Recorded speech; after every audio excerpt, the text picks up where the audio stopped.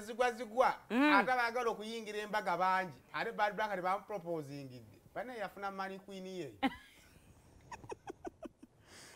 mujoga muna omukyala gwe basabye obufumbo omulaba oyinza oza empeta si yagyegulidde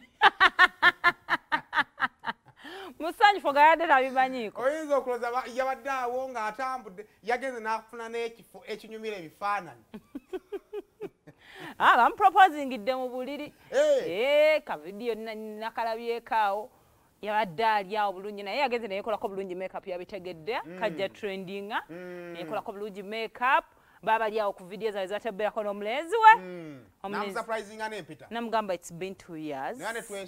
tulinze omukolo gwa Bad Black bannaye ogugenda omumenya ogenda kumenya bitooke kugenda menyeramu n'amayumba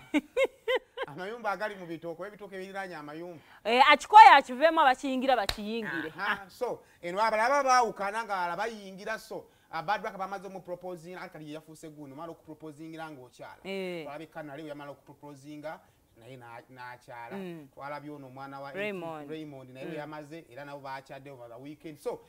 ndowooza ne Bad Black wekigenda okubeera kakati tulinde embaga ng'awasa nga bamuwasa of course agenda kuba awasa agenda kubanga awasa tambula